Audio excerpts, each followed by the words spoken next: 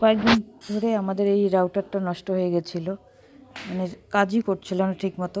তার জন্য ছেলে আজকে নতুন একটা রাউটার নিয়ে আসলো। ওয়াইফাই ছিল না জন্য মাঝখানে কয়েকদিন আমি ভিডিও দিতে পারিনি। তো আজকে রাত্রিবেলা ছেলে ওয়াইফাই ঠিক করছে। কালকে থেকে আমি চেষ্টা করব রেগুলার ভিডিও দেওয়ার জন্য। একটা শীতের দিনের চুড়িদার পিস অর্ডার করেছিলাম শল ম্যাটেরিয়ালের, তো সেইটা চলে এসছে। তো আমাকে বলেছিল যখন আনবক্সিং করবেন তখন ভিডিও করার জন্য। তো ভিডিও করেছি, কারণ কোথাও যদি ছেঁড়া বা ফুটো থাকে তাহলে ওরা রিটার্ন নিয়ে নেবে। ভিডিওটা করেছি, সেটাও আপনাদের সঙ্গে শেয়ার করলাম। একটা কাশ্মীরি ওয়ার্ক টাইপের। পার্সেলটা আসতে প্রায় 8 দিনের মতো সময় লাগলো। তো ভয় লাগে, এই ওয়েবসাইট থেকে আমি কখনো নিইনি, আজকে প্রথম নিলাম। তবে ভয়টা কেটে গেছে। খুব সুন্দর একটা সালোয়ার কামিজের পিস চলে এসেছে। যে দেখুন, কালারটাও খুব সুন্দর হয়েছে। আমি বানানোর পর বাড়িতে পরে গেছিলাম, তো সবারই খুব পছন্দ হয়েছে। ভেতরের যে কাজগুলো সেটা হচ্ছে অনেকটা কাশ্মীরি চুড়িদারগুলোর মতো। অ্যাকচুয়ালি কাশ্মীরি চুড়িদারই এটা, কিন্তু কাশ্মীরি আর শল মেটেরিয়াল দুটোই মিক্সড করা আছে। এই চুড়িদার পিসটি আপনাদের কেমন লাগলো অবশ্যই কমেন্ট করে জানাবেন। আর এই ভিডিওটা ছিল কয়েকদিন আগে। অলরেডি আমার চুড়িদার পিসটা বানানো হয়ে গেছে আর পরেও গেছি বাড়িতে। চুড়িদারের যে দোপাট্টাটা সেটাও খুবই সুন্দর হয়েছে। এখন যাচ্ছি বাড়িতে। ছেলে স্কুলে যাওয়ার সময় আমাকে বাসে তুলে দিল। তো বাসে দেখুন বেশি একটা ভিড় নেই, একদমই ফাঁকা। আর এত স্পিডে চলছে, আমাকে 20 মিনিটের মধ্যে দিনহাটা পৌঁছে দিল। সুন্দর হয়েছে,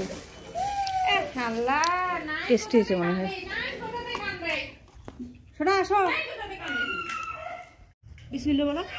বাড়িতে পৌঁছে গেছি। এখন লিটিল পিঠে বানিয়ে এনেছে দিনহাটা থেকে, সেই পিঠে খাচ্ছি। লিজা আমি সবাই মিলে রোদ্রে বসে পিঠে খাচ্ছি।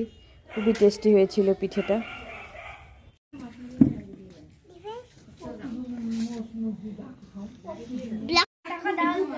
তিতলিমণি আর শ্রুতিমণি ওরা দুজনে বসে লুডো খেলছে। ভিডিও করার সময় লজ্জা পাচ্ছে।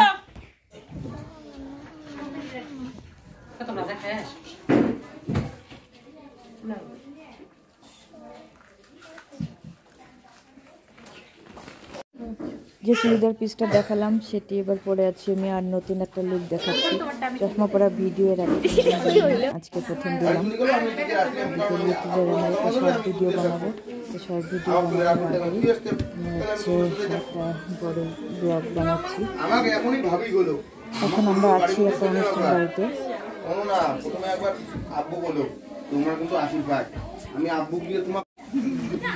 যে মেহেদি পরিয়ে দিচ্ছে ও হচ্ছে আমার এক ভাস্তি, ওর নাম হচ্ছে মিলি।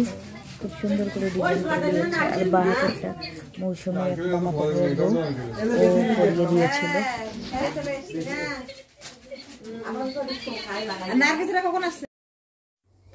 বরের হাতে খাওয়ার কিন্তু মজাটাই আলাদা।